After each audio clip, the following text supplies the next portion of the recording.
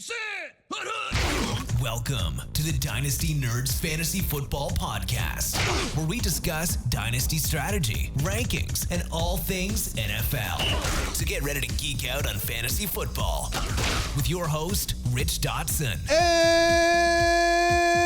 And welcome to the Dynasty Nerds Fantasy Football Podcast. I'm Rich Dotson. He's Matt O'Hara. Hey. He's Garret Price. How's it going?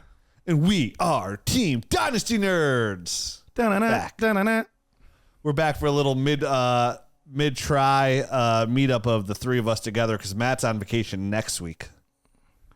Yes, sir. I was in Florida last week, and then Garrett, you'll probably go on vacation sometime this year. Someday. And then I'm going to go back on vacation in July. Can't wait. Yeah. Get me out of Dynasty here. Hot Boy Summer right around the corner. Yeah. Hot Boy Summer. Just sitting there chugging alcoholic drinks. You know, some have sugars in them and slamming my face with food because I have nothing else to do. I don't have to go to work. So I just packing on those Dynasty Hot Boy pounds. You know what I mean? Like, there you go. Yeah. Little belly for the rubbing for the lady. You know what I mean? Hey, baby. Come on over and rub this belly. Yeah. But, that's what we do. Ashley's a lucky lady, Rich. Ashley is just a lucky lady. Yeah, I try to remind her that so many times, and sometimes she remembers, but really dementia could be sitting. I don't know, but we'll find out. So I'm not going anywhere, at least. So we're back. We're talking Dynasty Fantasy Football. Summer is upon us. It's here. Like, summer's here. The weather outside's warm. It's delightful. So no snow. It's hot. Summer's here. Dynasty Hot Boy Summer. And what do you do in the summertime, guys? You like with your dynasty teams besides getting ready for the Scott Fish Bowl, which we'll have an announcement on that next show because we have some Scott Fish Bowl giveaways to give away. You make trades. Like, that's the best part about dynasty in summer. Just throwing some trades out there. Like, hey, buddy, you don't need this guy. Let me tell you why you don't need him and why he sucks and why you should trade him to me. Is that like an instant turnoff for you guys on like any deal when somebody comes in just completely bashing all of your players and like, yeah, but I'll take them? Like, no, I love it. That's Rich's number one tactic. Are you serious? He doesn't realize that it's a turnoff, but yes, it's a turnoff. I immediately tell the guy, then why are you trying to get him so bad? That's exactly what I said. Like, if you're telling me how bad all these players I have are, why are you trying to make a deal? They suck clearly. It's in the blood of the dynasty game. It's just something everybody kind of he's getting a little older. He's older than he was when we started this conversation. That's for sure. You're like, wow, you're making some really good points. You're making some really good points, over there, you fine-looking fellow. That's why I try to reverse tactic it and start making compliments. Like, wow, you make some really good suggestions. You're right. He is older. Man, you look great today. Are those new shoes? No, they're old. Wow, you make them look new. Trade me your best player. You must have great feet. The compliment sandwich, right? Compliment, then show the warts, and then end with a compliment, and then you should be fine. Yeah, I should have taken some of those sales pitches classes they had at whatever that one place I was at one time that offered sales pitches classes. Damn, did I miss out 40 years ago? Well, we're talking buys and sells these next two episodes, quarterbacks and tight ends. Next episode's going to be fun talking about those. But in this episode, we are talking about buys. We each have a quarterback. We each have a tight end that we think is a good buy in Dynasty right now. And, we'll start off with the quarterbacks. And this is one position where, like, the next show I had a hard time, and I'll explain why. But I had a real hard time with the sells. But with the buys, like, when I was looking at quarterbacks, I felt like we're in a position right now in Superflex even where, like, there's a lot of opportunity out there for you to actually go out there and get a quarterback. When, it's the hardest position to get in Superflex. But I feel like this year, there's even an opportunity to get some youth out there. Guys that aren't super old, a guy like Baker Mayfield, perhaps, who's 28 years old, who I used to have a fling with. And then I met my real husband in Dalton, and, everything's been kosher since then. Miss you, Bake. So I'm going to start off, though, with an even younger guy. And somebody who, when I say his name, his ADP right now, he's a 27th current quarterback going off the board, an ADP of 158 overall in our current ADP. And that's Will Levis, quarterback of the Tennessee Titans, coming off a year where he had 1,808 yards, 8 touchdowns, 4 interceptions, 58.4% completion percentage. That's kind of gross. And, he only played 8 games when Ryan Tannehill went down. But I want to start off with saying it was real tough on Will Levis coming in halfway through the year. He had absolutely no weapons whatsoever besides DeAndre Hopkins. Like, literally, that was just about it. And on top of that, he had such an abysmal offensive line. I mean, he got sacked on 9.9% of his dropbacks. 9.9%. That is crazy. Tannehill had it worse. He got sacked 12.12%. He's obviously not as fast as the Gazelle Will Levis out there, but he got sacked even worse at 12.12%. That was the worst in the NFL. Will Levis is 10%, right? 9.9 was the 5th worst. And this is, if you know Will Levis, he's got a monster arm. Like, this guy can really sling it down the field. I mean, when you talk about his air yards per pass attempt last year at 10.6 yards, that led the NFL. I mean, the only person that was even second place at 9 was C.J. Stroud. So his arm is really relevant. And I love what they did in this offseason, because this offseason, what it tells me, it kind of brought him up to make a buy for me, is what the Tennessee Titans did around Will Levis. They switched the head coach. They bring an offensive mind head coach in, and Bill Callahan. They bring the Rams coordinator over. I believe it was the Rams coordinator they brought over. And they bring Bill Callahan in as offensive line coach. And he's also actually an offensive assistant as well, but he's arguably the greatest offensive line coach in the NFL. On top of that, they signed the number 1 center in free agency in Lloyd Cushenberry, and they took the first tackle off the board in J.C. Latham in Bama. So, like, they really bolstered up that offensive line.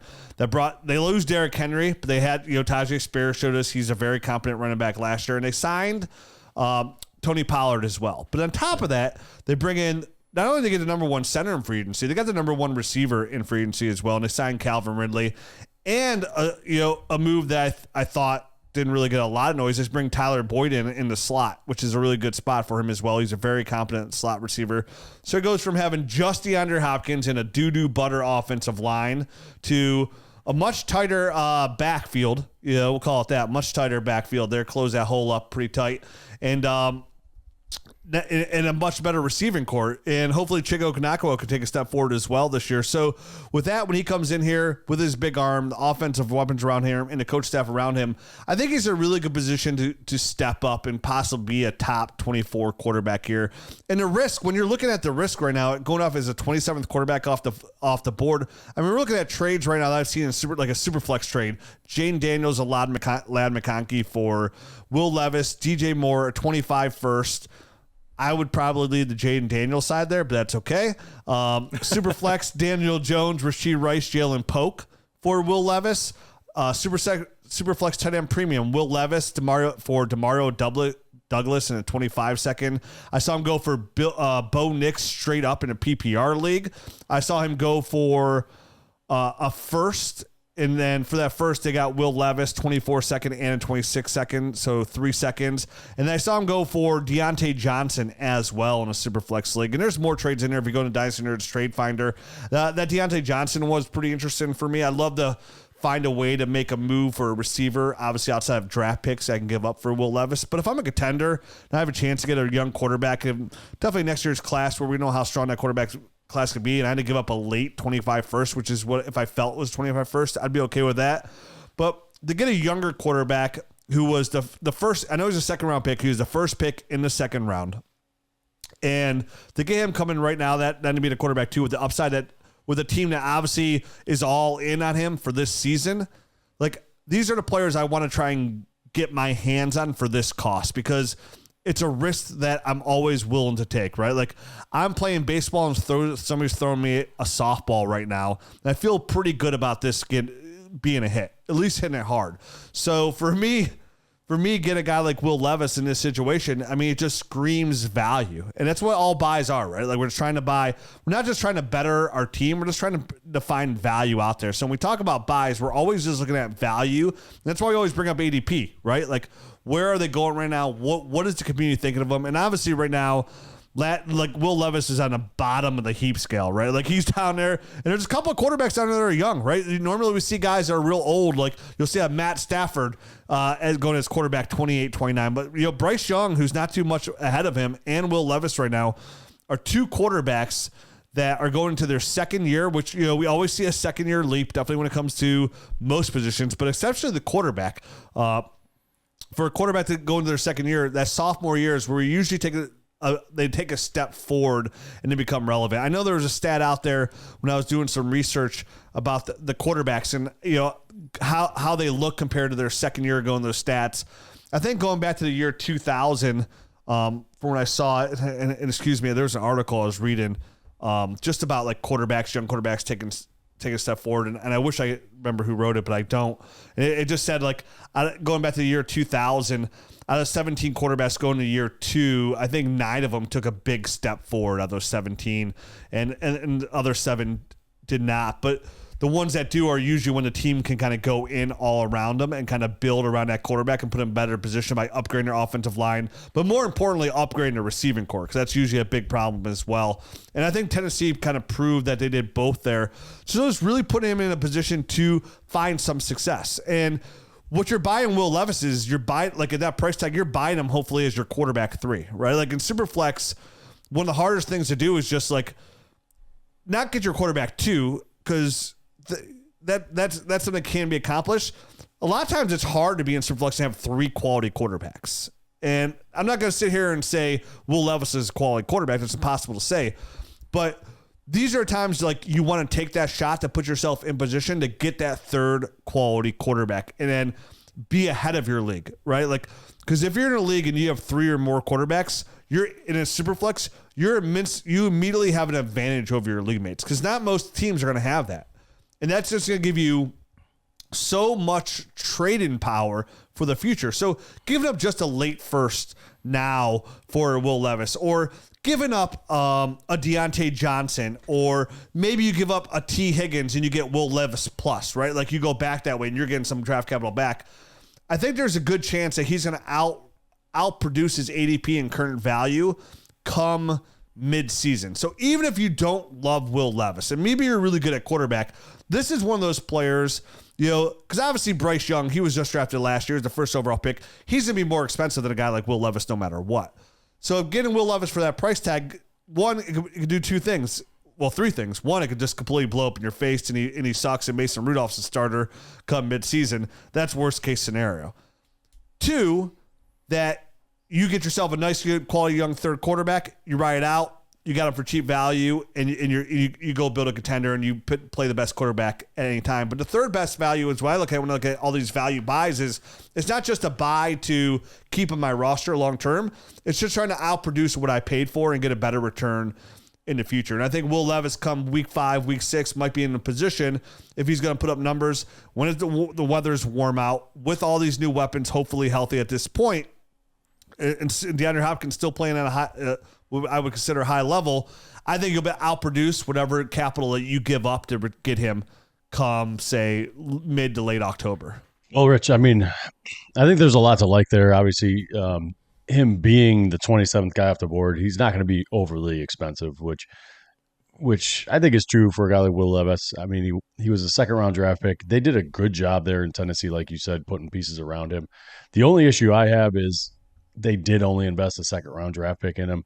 And I know it's the first pick in the 2nd round, but in the modern day NFL, these teams are pretty quickly finding out, hey, this is not our guy, and moving on from 1st-round draft picks. So if you're a 2nd-round draft pick, there's really not much that the team is really tied to you. So this could be one of those situations where if he doesn't produce this year, they might even be looking for a guy in next year's draft. Because they've done everything and put everything around him. So now there's really no excuse that Will Levis, if he doesn't succeed. So that's the only little bit of hesitation that I would kind of put out there towards making a move like this. But then again, in Superflex tight end premium, if you're only giving up a 27-year-old wide receiver like Deontay Johnson, that's still fantastic. A great trade. That's fantastic return that you'd be able to get. Even if it was 3 or 4 games into the season, like you were saying, Rich, I do think you would be able to get more in return once they see that player on the field and if he's producing at all. So Levis, I think, is a nice buy low right now. But at the same time, there's just that little bit in the back of my head where I'm kind of like, I really wish I get it. They were tied to him a little bit more. You know what I mean? No, I get that. And I mean, I understand, like, if it flames out this year, like, he's screwed, right? Because they'll be at the top of the draft. They're going to they're in AFC. It's a tough place to play.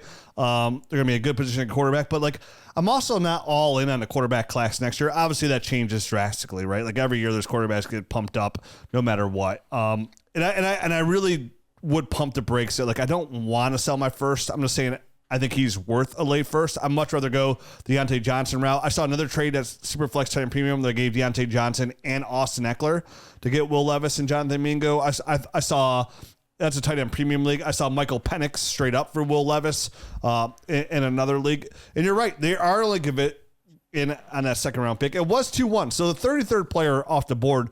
And I can't remember if that's the year where like Miami lost. Did Miami lose their first? So was he really the 32nd player off the board? I can't recall. Either way, 32, 33.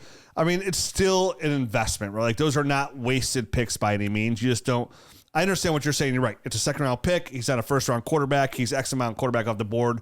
We can do better, because that's what it really turns out to. It's like the haves and have not. I think many teams these days, like even like the Cleveland Browns with Baker Mayfield, who, you know, they took him 1-1 overall. Or, you know, you go back multiple years ago where it was Josh Rosen. After the very first year of Josh Rosen, they saw him for 1 year, and they finished the next pick overall, and they took Kyler Murray. You know, the Chicago Bears with Justin Fields. Like, I don't even think it really matters that you're a first round pick. I think it just matters, like, people are just searching like the haves and have nots, right? Like, you know, the 49ers take in Trey Lance, trading up 3 picks for him, and then they have Brock Purdy, and they're like, hey, you know what I mean? Like, we don't need this.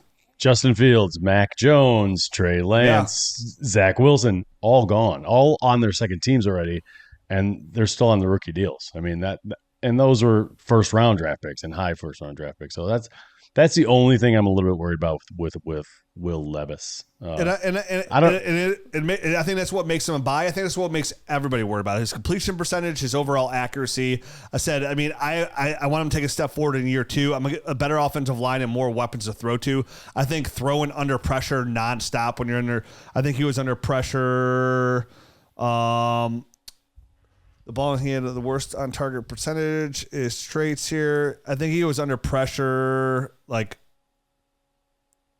30% of the time. Whatever the percentage is, though, he was also the lowest as far as the completion percentage when under pressure at only 40.3. Yeah. So that's 32nd in the NFL. So that's it's a concern. It's concerning, right? I mean, they've done some things to clean it up, and hopefully that helps his percentage. But I mean, only a 58.4% completion percentage overall, and a 40. I mean, there's some stuff he's going to have to work on in order to nail down that job. Definitely. And it said if he was going to year 3, maybe be different, but like him only playing 8 games kind of changed for me a little bit there. So I understand there's a lot, but again, you can't be a buy and you can't have this kind of ADP if there wasn't concern out there. You know what I mean? Like, obviously I wouldn't pick him as my ADP if I didn't think he would outperform that. So that's where I'm at it. And listen, most people are going to be out. I feel like most people are going to be wishy-washy on Will Levis and kind of afraid of that same thing. Like, man, the floor is going to drop out here. He's going to suck. His completion percentage is going to suck. I need to get out before like the Tennessee sucks and they end up with the first overall pick or a top 3 pick. So that's why it is a buy window, because I think when you're looking for people that 50-50 feeling, right? Or even preferably majority that people feel the other way of like they want to get out. So you got to have sellers if you're going to be a buy without overpaying. And that's what we're looking here. We're looking for good value. So, Matt, who are you? Or unless, Garrett, you had something about Will Levis. I mean, I might say something eventually. So just a quick thought on Will Levis. Pipe down, Garrett. My next guy is no. I'm just kidding. We're 20 minutes in, and I said, "How you doing?" So no, just real quick on it, Rich. Overall, I am with you on Will Levis. I think it really comes down to your style. Like who's your style in that range? Because I don't have any problem necessarily with any of the young guys in that range. You know, you look at Will Levis, you look at Bo Nix, and you look at Michael Penix, all taken within a very similar range of each other. And really, it's who's all your flavor. Same age. You know, yeah, they're all the same age. Will Levis, you know, came out, and Bo Nix, they waited 6 years to enter the NFL. So it's really just who's your flavor. You know, we're going to find out the quickest on Will Levis out of any of them, which is either a really good thing or a really bad thing. You know, but you're going to know one way or another real quick if he's their guy or not. But the team gives no indication as to, them being somebody that expects to be a top 10 draft pick next year. You don't add players like Tony Pollard and Calvin Ridley and guys like that if you expect to be taking the 5th overall player, the 6th overall player in the draft. Like, they expect to be halfway decent and halfway relevant if they're adding players like that in the offseason. So that's a good indication to me that they're going to give it every opportunity they have. That doesn't mean it'll be successful, but they're at least going to give it every opportunity they have. Yeah, and as I said, and that's where all the concerns were, how much Tennessee was all in this year on their offensive rebuilding it, even getting rid of a guy like, everybody was stunned getting rid of Vrabel. Like, everybody was stunned. Like, oh, wow, Vrabel got canned? That's kind of stunning. Because they want to switch to an offensive-minded head coach. So they're really kind of, again, all in on Will Levis this year. There's a lot.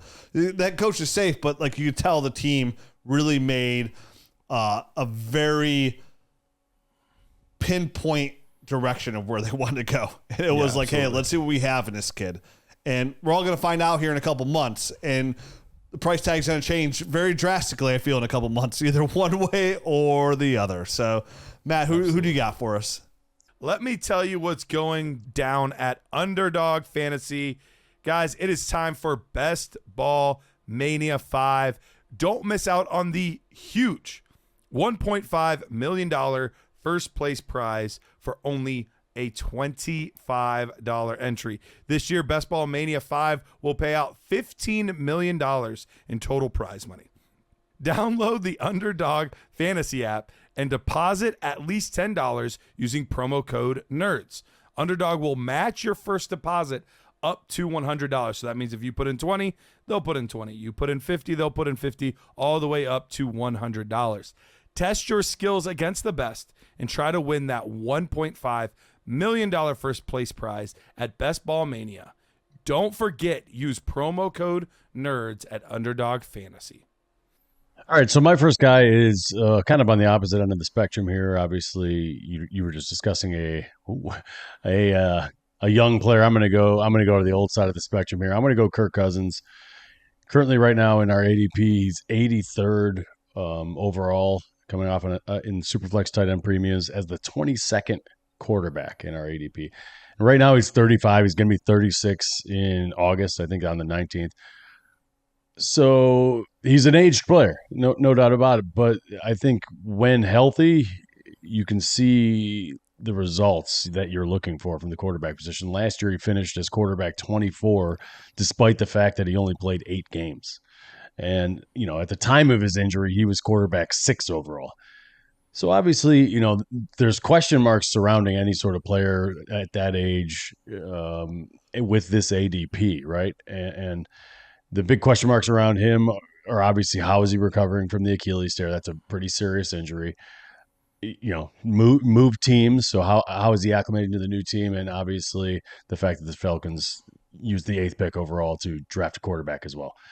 So, right off the bat, I mean, from all accounts and everything that I've heard, and right out of Kirk Cousins' mouth in a press conference, he expects, and the rehab's going well, but he expects, and he said it's optimistically expects to be full speed before practices break for summer. So he wants to, that says he's hoping, July-ish that he's going to be ready. And, there's a lot of time between there and the beginning of the season to kind of bake in a little bit of extra time. But it sounds like no matter what, he's going to be ready for the start of the season, which is great. And, obviously the offensive coordinator, the new scheme, all that kind of stuff would be a big issue most of the times. But this is literally like a lateral move. We're going from the Kevin O'Connell offense, which was an offshoot of the Sean McVay offense, to the Zach Robinson offense, which is another offshoot of the Sean McVay offense. So I'm sure there's going to be a lot of verbiage and all that kind of concepts that are going to be very easy for him to pick up. And as a 35-year-old vet, or, a 35-year-old veteran of the NFL, you just don't expect a big-time learning curve in that kind of situation. And then obviously the rookie is there. I mean, Michael Penix is there. That's the kind of elephant in the room looming over his value, and kind of probably why people are wondering what the heck's going on. But as long as Kirk Cousins plays to his capabilities and is fully healthy, he's better than a Michael Penix right now, no matter what. So I don't see a situation in which Kirk Cousins is pulled off the field for performance. It would only be in case he wasn't fully healthy, and it sounds like from all that he really is. So if something crazy did happen, and they started playing Michael Penix and Michael Penix performed well, there's still some outs. There's still some options in this contract. I know there's a lot of money wrapped into it, and the Falcons would have to eat some dead money and some guaranteed money, but we've seen it done before. We've talked about this in the past. They basically paid Russell Wilson there in Denver, what was it, $85 million or something crazy, just to kind of go away. Amount. Yeah. And Kirk Cousins is locked in here this year, but next year his dead cap money is $65 million and his cap hit is $40 million. So if they split that over 2 years, the dead cap hit, they could actually relieve $5 million worth of cap space at least just next year. And sure, they'd have to write a big old check if they just wanted to release him and get rid of him, but that would put Kirk Cousins in a pretty good position to hit the open market and pick a team and still be valuable for the next few years. Yeah, because the Rams are paying his contract just like Russ Wills, or not Rams. I mean, the Falcons will be paying his contract. Yeah, exactly. So Kirk Cousins is almost 36 years old, but I think he's planning on playing a few more seasons. And to be able to get a guy who's going off the board at quarterback 22, I think you can really find some deals. I did not go to the trade finder because the trade finder hasn't been as active lately, so I didn't see anything that was kind of relevant in there. But what do you guys think? I mean, it shouldn't be that pricey of a move at this point in Kirk Cousins' career. A couple seconds maybe, right? In Superflex tight end premium to acquire him. His ADP is slightly higher than Will Levis, so I'm guessing you would still probably be looking at a late first in order to acquire Kirk Cousins. You're probably looking at roughly the same amount, but I think it's more than worth it. If we're playing in 3-year windows, roughly 4-year windows, I expect him to be playing 3-4 more seasons. Like I think that's a very realistic expectation. Even if it's not for the Falcons, it'll be for somebody he'll be playing. And the type of numbers that he's going to be able to put up in an offense like this, it's one of the most talent-filled offenses in the NFL, and almost for sure a better offensive line than what he had in Minnesota. And I think that's one of the pieces of this that has been really overlooked, I think, is look at how much over the past couple seasons Kirk Cousins has just been beat up because he's been taking so many hits. I don't think he takes nearly as many hits in this top 10 offensive line in the NFL as he was in Minnesota. And you give a guy like that with that type of accuracy more time in the pocket, he'll be able to pick you apart. So I'm with you. I think he's one of those players that I've been drafting a ton when I've had the opportunity to. I've been trading for in situations because you have that built-in uncertainty. And anytime that you have uncertainty, there's people that are willing to discount things. So right now you're taking him, I have his ADP as 88th. You said 82nd, whatever it is. He's being taken in the in the 7th round. Guys that are, I feel like, probably not going to put up as many points. Granted, they're younger, but you have guys like Tua and Dak Prescott, two guys that I like that I think will put up similar probably stats that you're having to take in the 3rd round.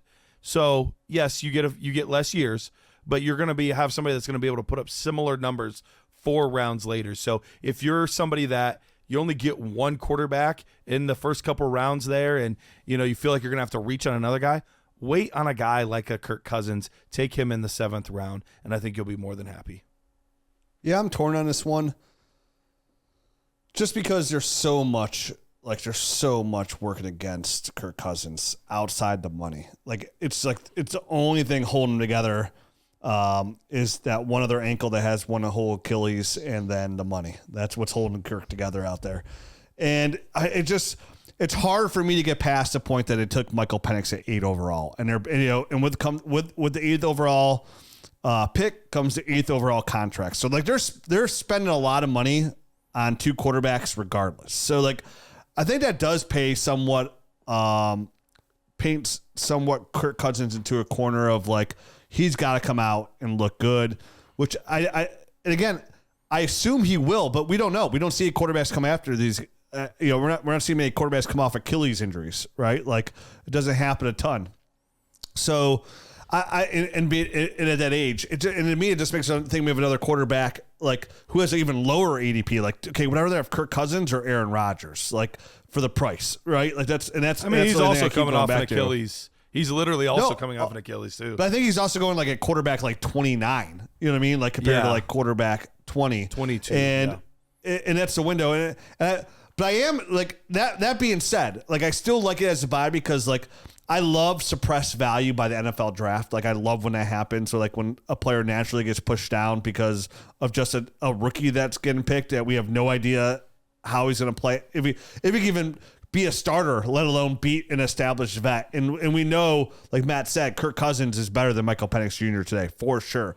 It's just where Kirk Cousins come back in this offense and be successful. And like how many years are you going to have to get him? And kind of like the same thing with like a late first if I'm a contender, man, I would just like to go another way. Now with Matt said like a couple seconds, like if I'm getting up a couple seconds and shooting for that top 8 fantasy finish over the next 2 seasons out of Kirk Cousins, or even because I do feel like it's 2 seasons no matter what. Because like Matt said, even if they move on for Penix, like the Penix, like Kirk Cousins is going somewhere that he wants to go to, and he's going to go somewhere really good because they're only going to pay him like $1.3 million, like the veteran minimum or something along those lines.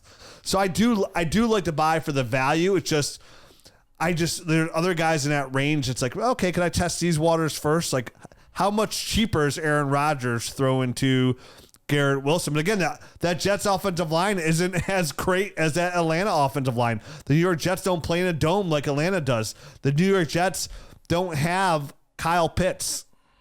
They have Garrett Wilson, but so they have Drake London, which is, apples to apples. Like, they're both high draft picks. They're both very talented receivers. But when you throw Kyle Pitts in there, who's also basically, let's put it, a big receiver, both running backs offset. You're talking about the 1-2 running backs in Dynasty. So interesting player. I like to buy because of the Bo Nix value push down here on ADP.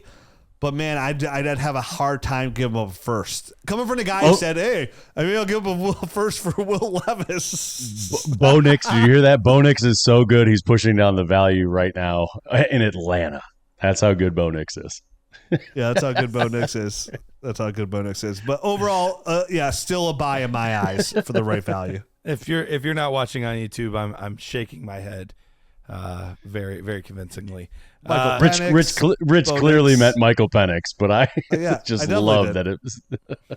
I definitely did. I mean, when you put an IX at the end, it really starts to confuse me. Like, I see the I, I'm like, then I see X. I'm like, where are the other 2 X's? Let's get frisky. Hey, Dynasty nerds, it's time to take your Dynasty game to the next level with FFPC's Dynasty Startup Leagues. Whether you're a seasoned pro or just getting started, FFPC has a league for you with entry fees ranging from $100 up to $5,000. Choose from a variety of formats, including Superflex, Best Ball Superflex, Triflex, 1QB, and Standard.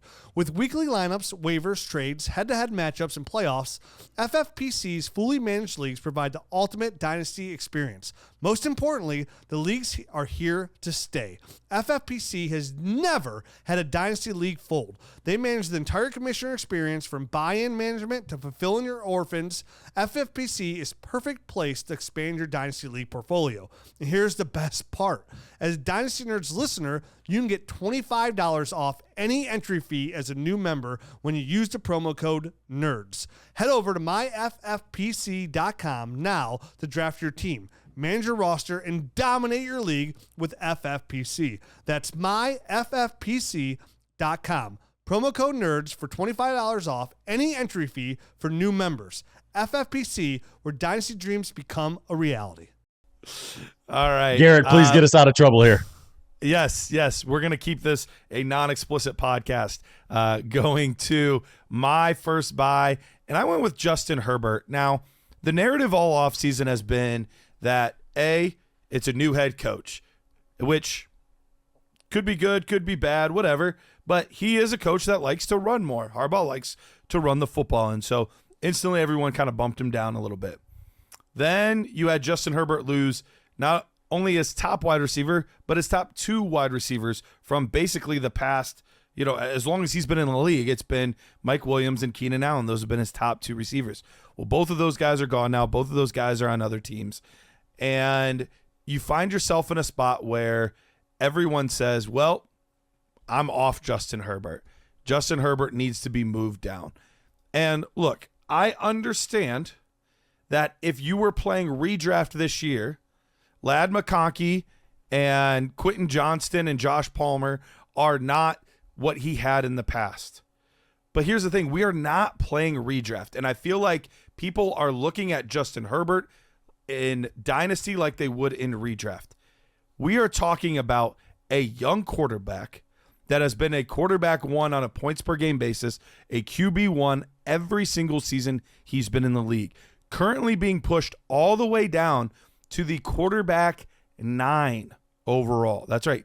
Quarterback 9 overall in Dynasty. And that was the biggest thing that sold me, because if I'm in a startup right now, and this is a little startup strategy thought on my part, but Patrick Mahomes, Josh Allen, clear 1-2, put them in either order. I don't care. Those are the clear top 2 guys. But then after that point, we have ADP-wise, Jalen Hurts is the next off the board. Then C.J. Stroud. Then Lamar Jackson. Then Anthony Richardson. Then Joe Burrow. Then Caleb Williams. Then we finally get to Justin Herbert, who is really the last guy of the tier. Now, if you look at literally every one of those quarterbacks, from Jalen Hurts all the way down to Justin Herbert, each and every one of those guys has a wart of some sort. Every single one of them.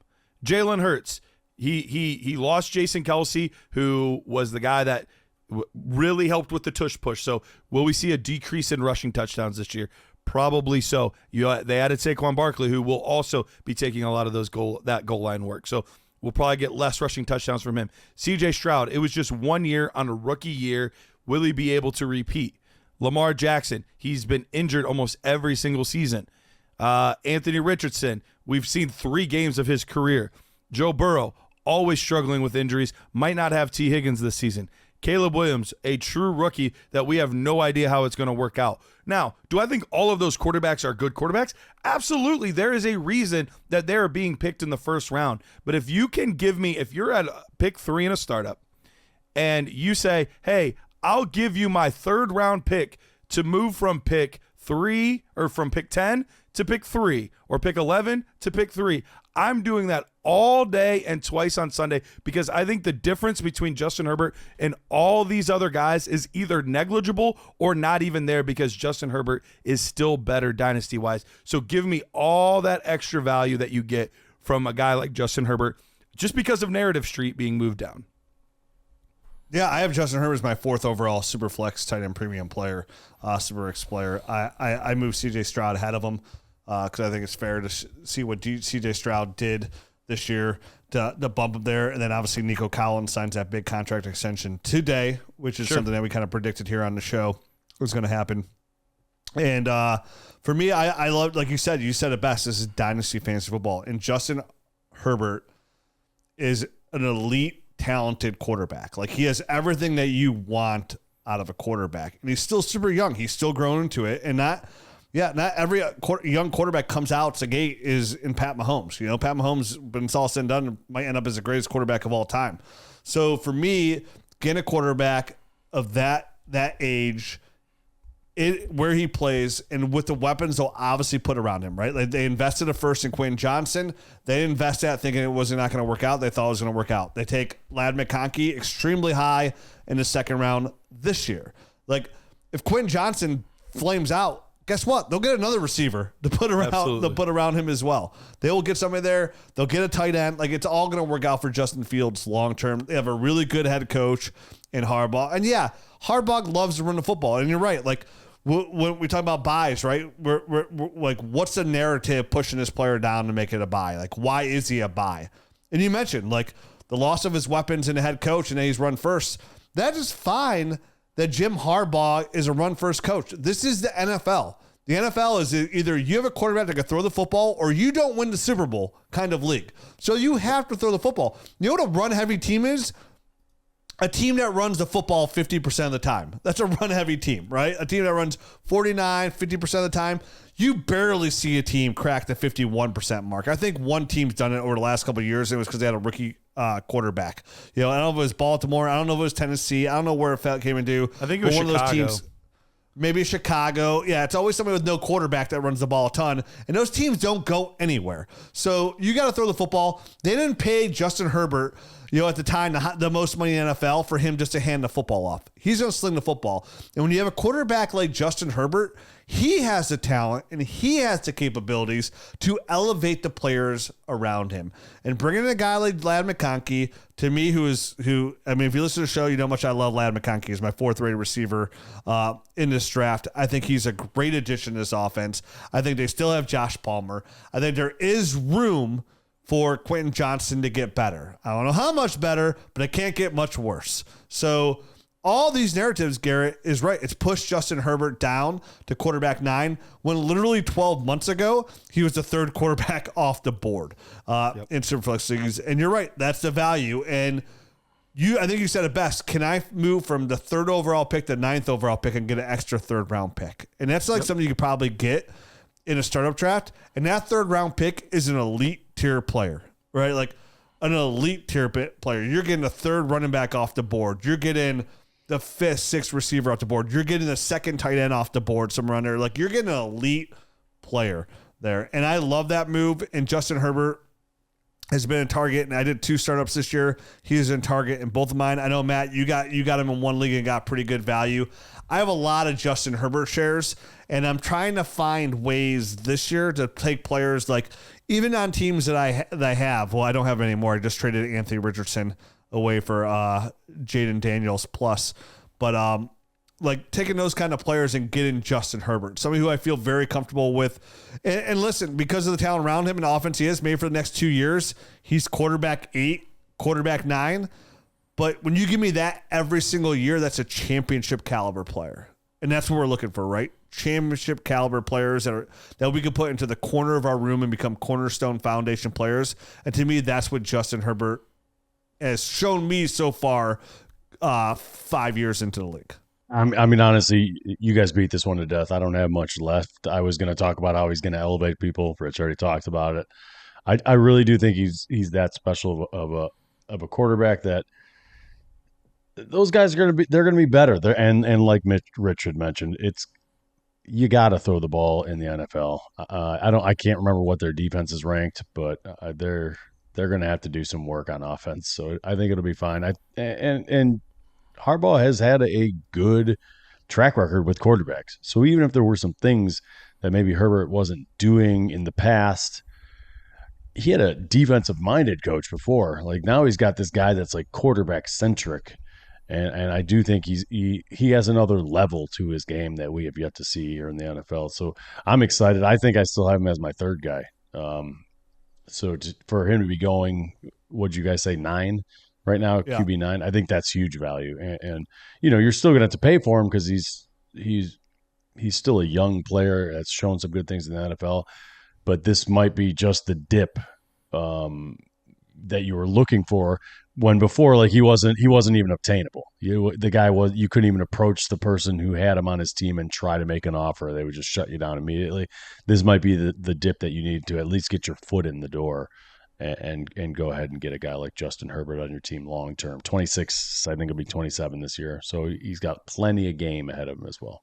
Yeah, and we always talk about super flex. We talk about quarterbacks. I mean, even a great buy in like a 1 QB league where his value's got to completely kind of just drop out some there when the quarterback already loses value being a 1 quarterback. This is a great time to go out there and try and get Justin Herbert for like even a more ridiculous cost-effective move. So let's move on. I have a tight end I want to talk about that. I think it's a good buy. I think these tight ends are going to go a little bit quicker than the quarterbacks.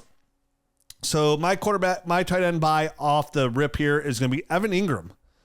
And right now he's currently going as tight end 11 in our latest ADP. And this is somebody who turns 30 this September, and all his guaranteed money is up after this year. So yes, I know, and maybe that's why he's where he's at tight end 11. But to me, I think it's a little ridiculous to have a guy who finished as tight end 5 overall This is somebody who finished as he's tight end 2 overall last year, and his 13.5 points per game were tied for 4th most with Mark Andrews amongst tight ends. And he was in 2022 tight end 5. So he's been a top tight end 5 tight end 2 years in a row ever since he paired up with Trevor Lawrence. He has never averaged under 10 points per game with Trevor Lawrence. He still has only scored 4 touchdowns in both years. So him finishing as tight end 2 last year, scoring only 4 touchdowns is pretty impressive. Now it helps that he led the league in targets for tight ends and receptions and yards. 143. Yeah. 143 targets.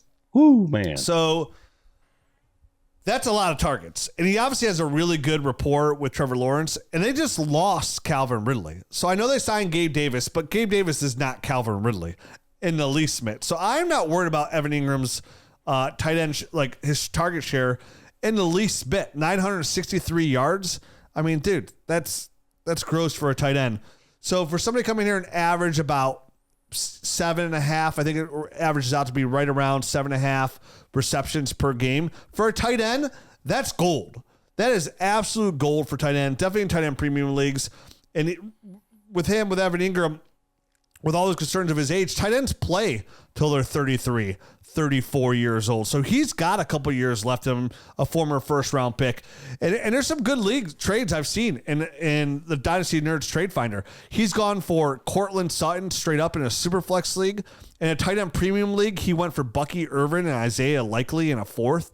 I saw him go for just a regular PPR league, a second-round pick. Like, people are valued him right around his ADP. And if I get somebody who's locked in at a position of scarce value and get one of those top 6 guys, I'm all in on an opportunity if you need a tight end.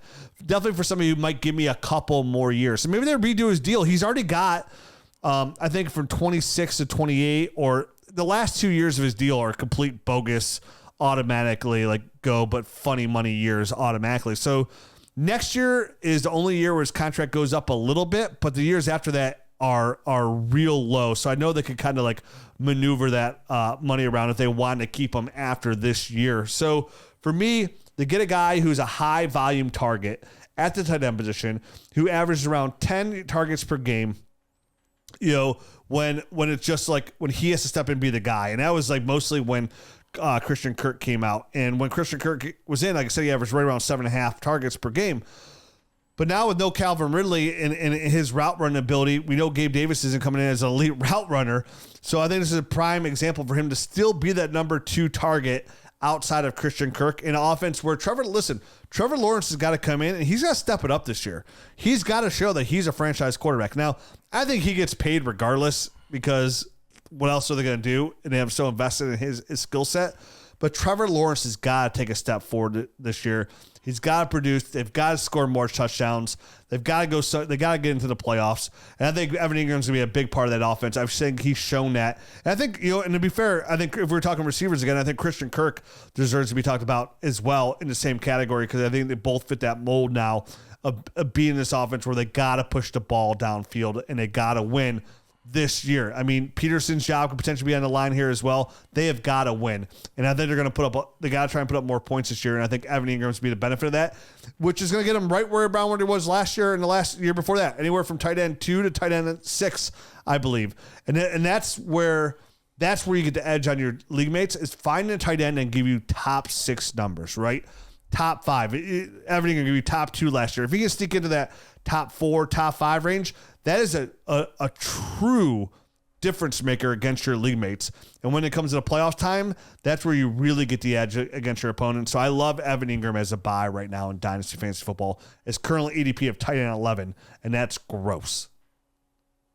And I think tight end position in general is a, hey, if you get the volume, you're going to be valuable type of position. And 143 targets last year with a guy like Calvin Ridley on the team, and now he's gone.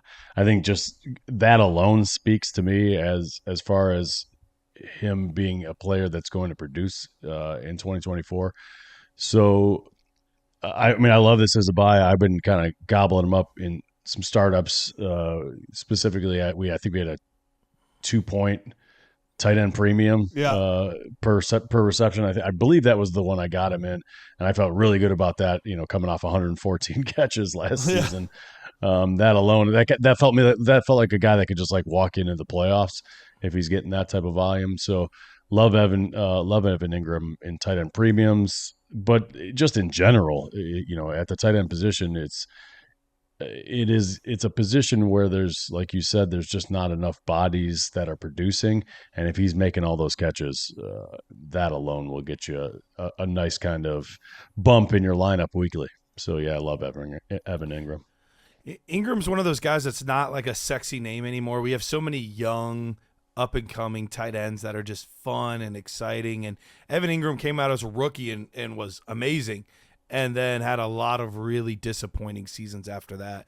But I think it's easy to overlook what he's done so far in his time in Jacksonville.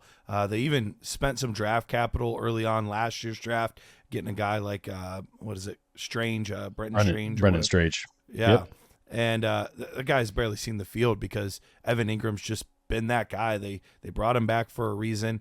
They're going to continue to target him. I think he's one of those players where he's not as much fun as some of the other names in that range, but he's a guy that I think is just an under the radar, going to continue to produce. Hey guys, let me tell you about our friends at Sleeper.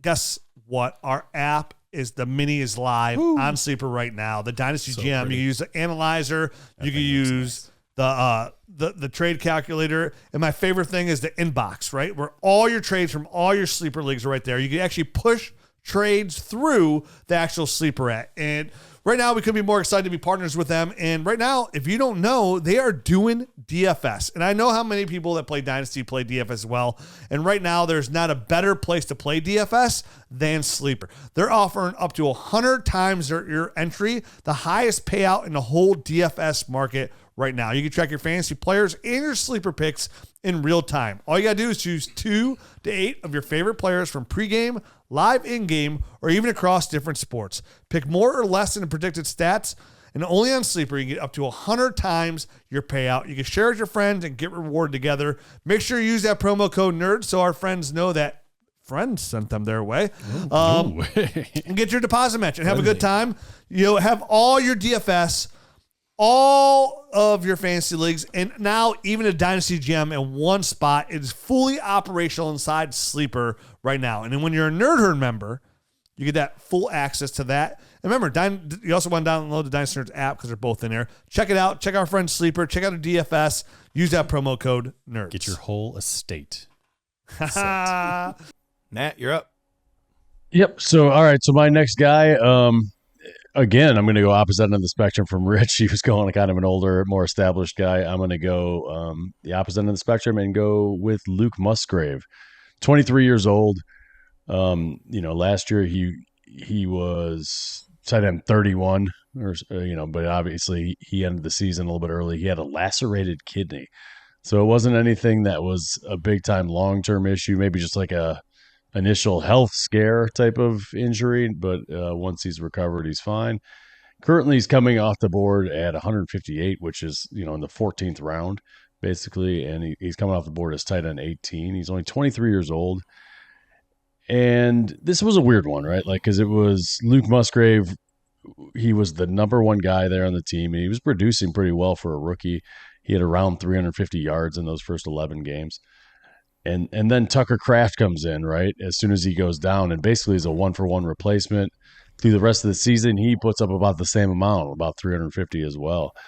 And, Musgrave being a high second-round draft pick, I do expect him to be okay and kind of regain this situation.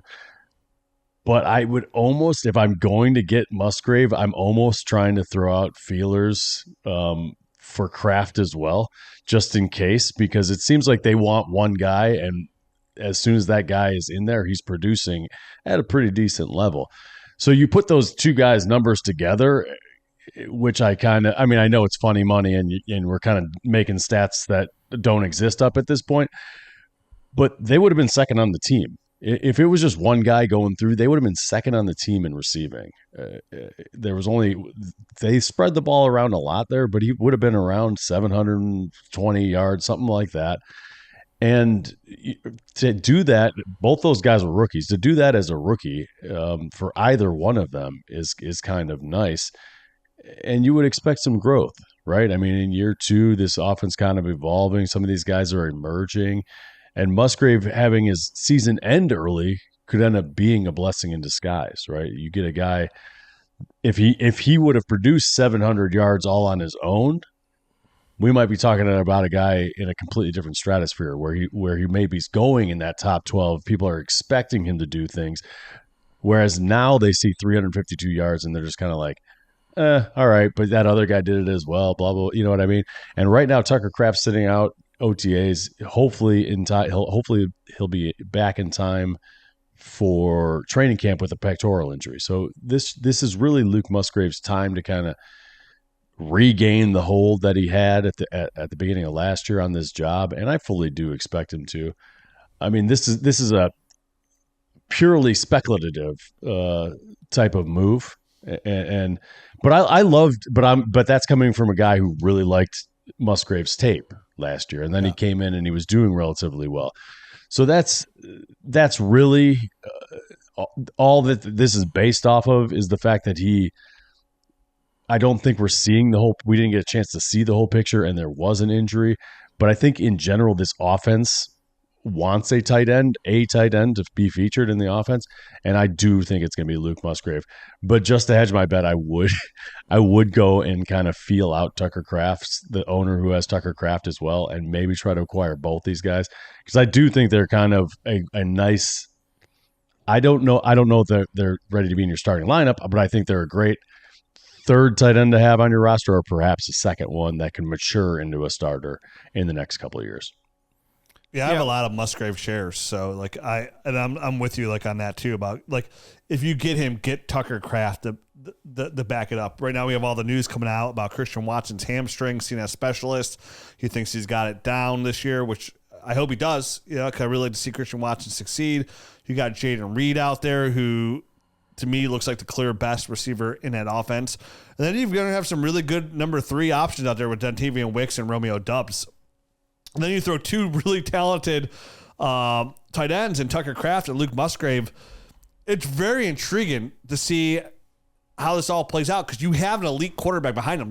Let's not forget, Jordan Love played like an elite quarterback, not a good quarterback, like an elite quarterback last year. Definitely the back half of the year. So for me, to see this play out and get one of those tight ends, I'm going to go back right with what Matt said and why I think he's a great buy, is because I'm going back to the tape. And his tape, as limited as tape showed how good of an athlete he was and how smooth he was, and the potential there to be a really good tight end in the NFL. And what we saw last year in those limited marks, he showed out pretty well. And then, Matt said, Tucker Kraft comes in, he shows up pretty well. And wasn't Tucker Kraft was a second round pick too, right? Was he a third? No, I think he was a fourth. Yeah. Fourth? Yep. So Luke in the second, Tucker in the fourth? Is that what it was? Mm-hmm. Yep. Okay. So Luke in the second, Tucker in the fourth. So obviously they're more invested in Luke Musgrave, so that's where you want to go first. But I do think it's a great buy at tight end when you're trying to get those, and this is what you want to do, right? After the rookie year, they don't put up a lot of numbers, and there's some new shiny toys out there. Those are my favorite buy opportunities. It was a third round draft pick for Tucker Kraft. Okay. So we were all wrong. So I thought it was bad. I thought it was not too far after Luke Musgrave went. So I think Luke was a little bit later of a second, and then they took Tucker. They were both early picks, so they were almost a round apart. Yep. Okay. So either way, both high draft picks, both opportunities here. I would lean Luke Musgrave, and again, once you here, I think the best way to say it too, Matt, is once you're outside that 6, 7, 8 mold right there, forget all the other guys. Just go for the gamble, right? Yes. Yep. Are you really excited about and I know he's your boy, Garrett, but Cole Kmet. Cole Kmet to me is now he's officially in that range of just another guy in that position. Yep. If he finishes tight end 7, of course I'm not shocked, but he's just another guy. Is he any different from Pat Freiermuth? Is he any different from Dallas Goedert? You know what I mean? No. Right now, the tip of that spear is David Njoku. So, you need to go out there and just go ahead and risk it for the biscuit, because there ain't going to be much different between Luke Musgrave and, like you said, Cole Kmet. That's exactly what I was going to say is, we mentioned it. I don't know. I remember Dallas Goedert specifically. I was talking about him a couple months ago on a Nerd Herd show you and I did, Rich. And when it comes to tight ends, there are plenty of guys, because we talk about tight end being the haves and the have-nots, and there's plenty of guys that trick you into thinking you're a have when you're really a have-not. And, as much as I like Cole Kmet, I'm with you. I'm all the way out. Even Njoku, Goddard, Ferguson's fine, but like Freiermuth, like all of these guys, I don't care. I don't care. Like, unless you're a guy that has the ceiling to get me 13, 14 points a game or more, like, I just don't care, because I'll just wait and I'll trade for Dalton Schultz to get me 11 points a game and be just as happy. So you might as well go for the ceiling at that point and then just find Hunter Henry to fill in until he gets there, or whoever. Like, if you miss out on the elite guys, then take the upside flyers, because you're going to be able to find somebody to replace whoever it is to get you 9 to 11 points a game. Yeah, I mean, you get Zach Ertz right now for a firm handshake and like a couple like jelly bean covered nerds. You know what I mean? Like, that's how cheap he's going. What's a ham shake? Yeah. You shake that sounds pig. Disgusting. Yeah. You put a piece of ham in your hand and then you shake the hand, and that's how you get deals done. That's it's a right. Handshake. You're Swine like, flu. I'm gonna go.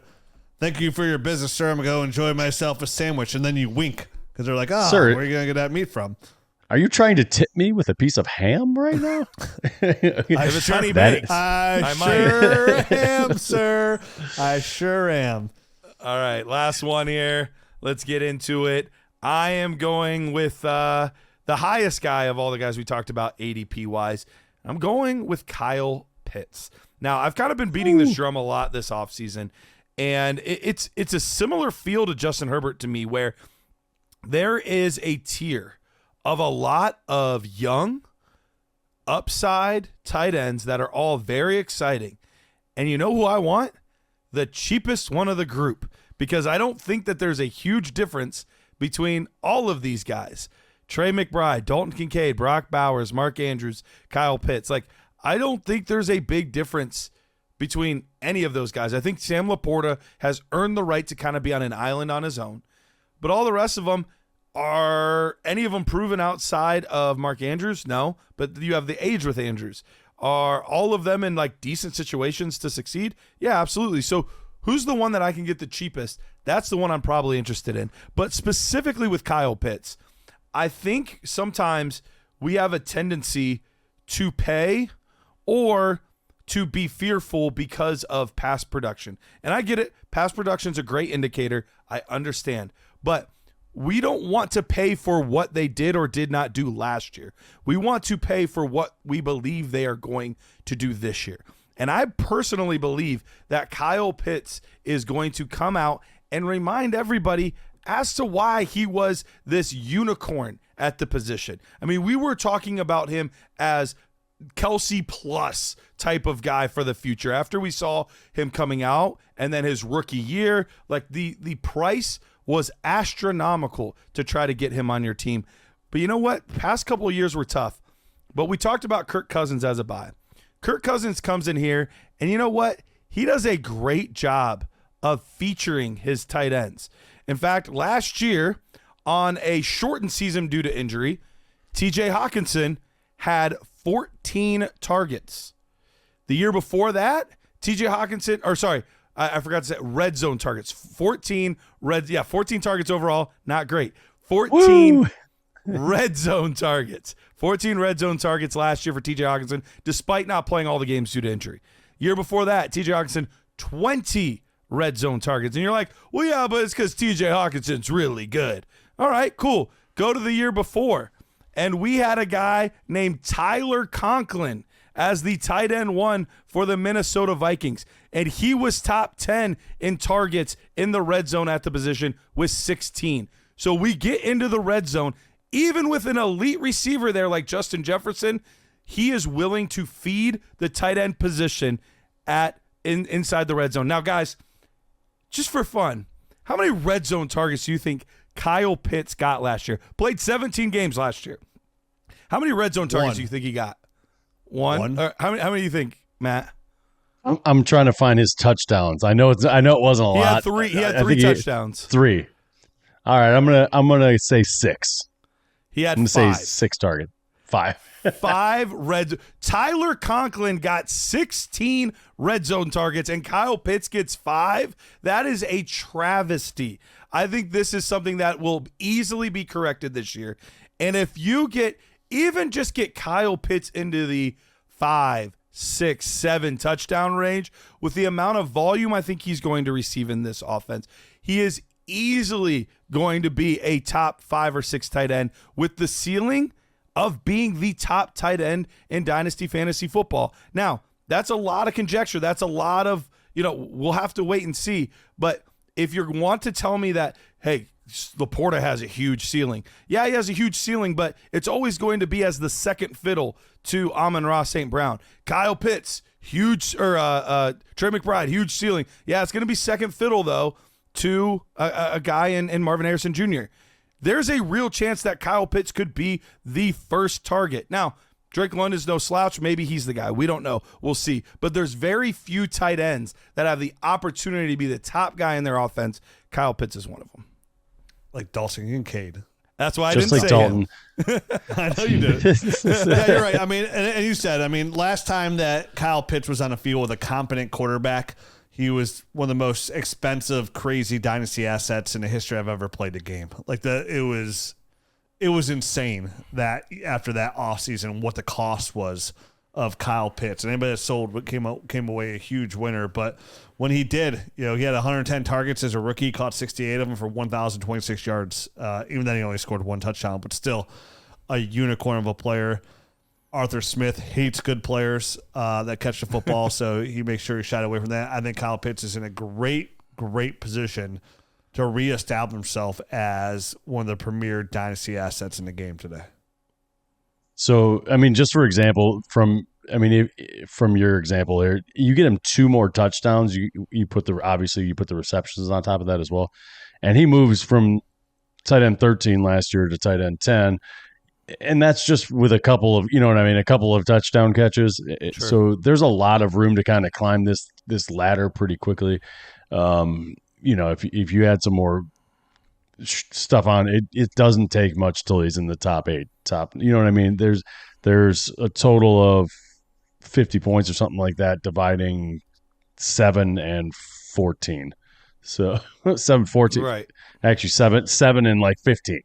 So it's really that's that very fluid part that we're always talking about, and I think Kyle Pitts is going to be able to leapfrog right out of that. So I love Kyle Pitts here, and I do think he's going to be able to get in that relevant range where you're closer to 200 fantasy points in PPR than the 140 that he had last year, just with a more steady usage and whatnot. It was only 53 catches last year, 667 yards in the Arthur Smith. I think he does get closer to his rookie season when he cracked 1,000 yards, and hopefully he'll be able to throw a couple more touchdowns on top of it. I think that year he only scored the 1. So